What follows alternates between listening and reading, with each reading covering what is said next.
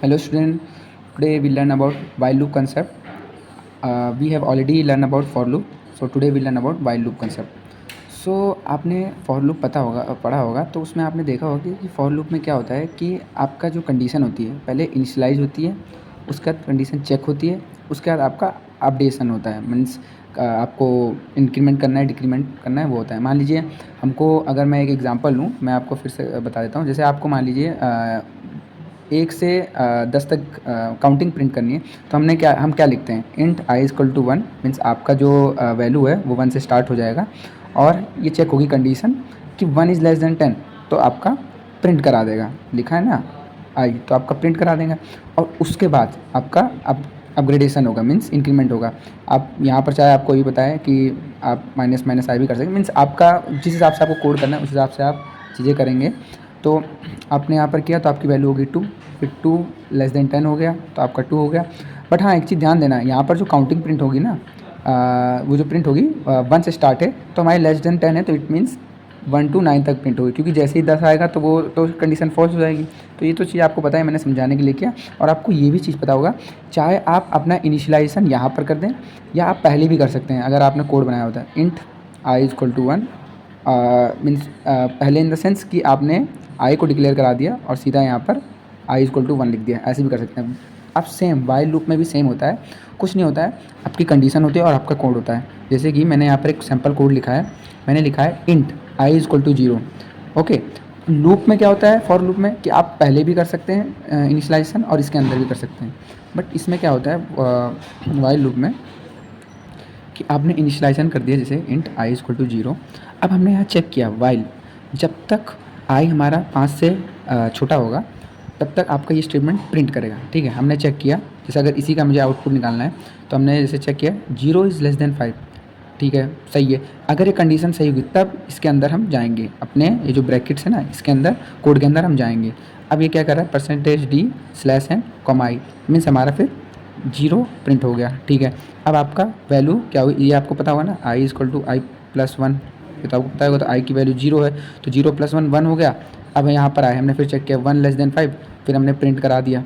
ठीक है, फिर इसके बाद इंक्रीमेंट हो गया, फिर 2 लेस देन 5, ऐसे करते करते आपका ये 3 4 तक जाएगा। क्यों? क्योंकि आई लेस देन 5 है, क्योंकि जैसे ही 4 की वैल्यू बढ़ेगी तो 5 लेस देन 5 तो हो नहीं सकता, तो ये कंडीशन फॉल हो जाएगी और आपका वाइल लूप टर्मिनेट हो जाएगा। जैसे फॉर लूप में होती थी ना, जब आपकी कंडीशन फॉल्स हो जाती थी तो लूप टर्मिनेट हो जाता है।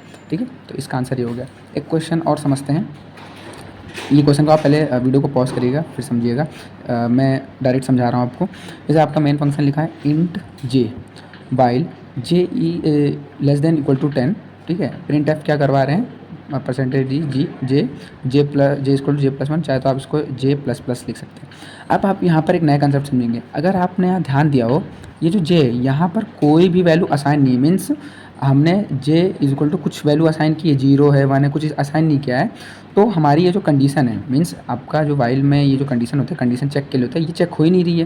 तो अगर आप जब ये कोड रन कराएंगे, खासकर C और C++ लैंग्वेज में, तो ये कोड आपका मीन्स रन तो होगा मीन्स, बट कुछ आउटपुट नहीं देगा। क्यों? क्योंकि वो गार्बेज वैल्यू ले लेगा। गार्बेज वैल्यू का मतलब ये है कि आपकी वैल्यू जब कुछ है ही नहीं, मीन्स आपने कुछ इनिशियलाइजेशन किया ही नहीं है, तो वो क्या कंडीशन चेक करेगा। बात करें जावा में, तो जावा में क्लियरली दिखा देगा you haven't initialise the value, तो वो एरर दे देगा। तो अगर इसको आप रन कराएंगे, मीन्स ये जाने रहे कि जब तक आपको यहाँ पर कोई चीज़ वैल्यू, जैसे हम यहाँ पर वैल्यू, अब जैसे फॉर लूप में हम अगर कुछ ना इनिशियलाइज कराएं, सिर्फ आई लिख दें, आई लेस देन एन, तो वो चलेगा ही नहीं, टर्मिनेट हो जाएगा कोड, क्योंकि हमने आई की कुछ वैल्यू ही नहीं दी। वैसे ही वाइल में है, हमने कुछ वैल्यू ही नहीं दी, तो कैसे कंडीशन चेक होगी।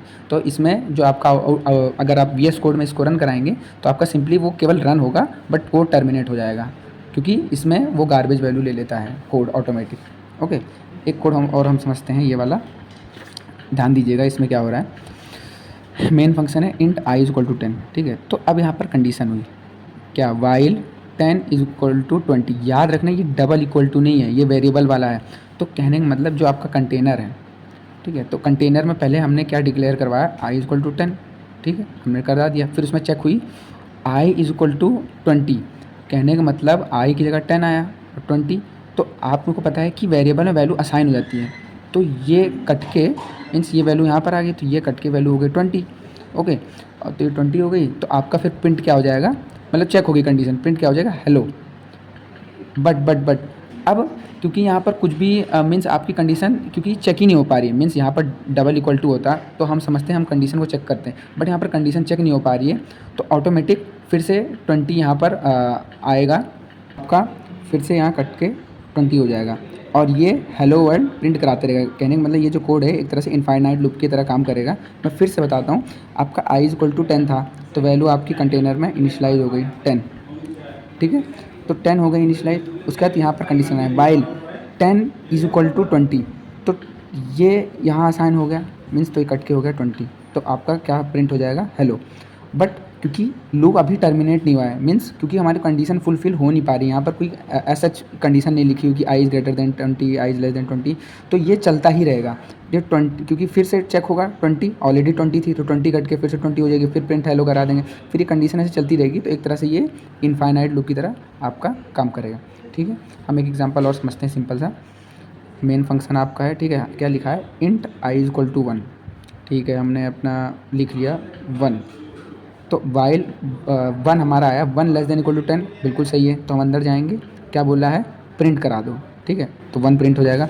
फिर आपका इंक्रीमेंट हो गया, आपकी वैल्यू अब अपडेट हो गई, कितनी होगी, इसका मतलब होता है आई इक्वल टू आई प्लस 1, तो आपकी 2 हो गई, तो 2 लेस देन इक्वल टू 10, तो ये मतलब सही है, तो प्रिंट हो जाएगा, ओके।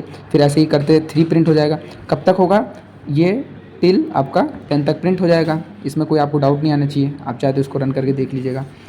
एक कोड और समझते हैं, देखिए main function int x equal to 1, okay, while 1 equal to, क्योंकि अब यहाँ कंडीशन लिखी, इस वाले कोड में कोई कंडीशन नहीं थी, एक तरह से वेरिएबल की तरह वो काम कर रहा था, सिंगल इक्वल टू था, तो क्या हमारा 1 मतलब इक्वल है, बिल्कुल सही बात है, इक्वल है, तो क्या हो जाएगा, x equal to x minus 1, मतलब कि x की वैल्यू 1 माइनस 1 मीन्स कितनी हो गई, 0, तो क्या प्रिंट हो जाएगा, 0, ठीक है।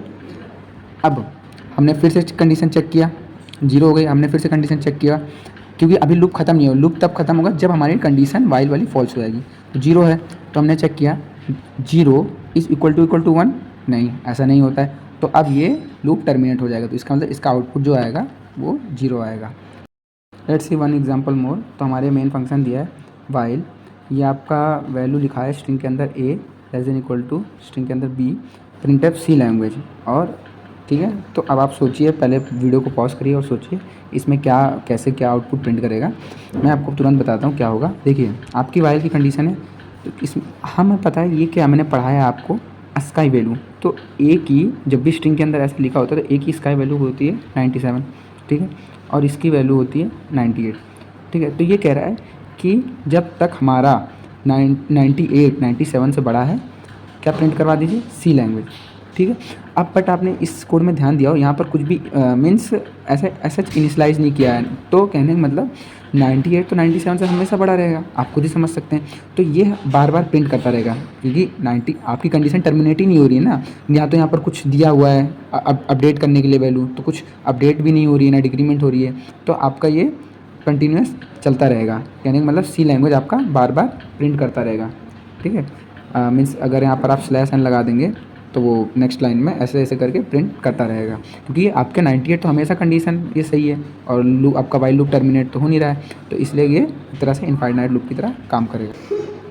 एक क्वेश्चन और देखते हैं वाइल लूप का, ये गेट 2012 में शायद आ चुका है, मैंने वहीं से ये क्वेश्चन लिया है, ठीक है, तो सॉल्व करते हैं।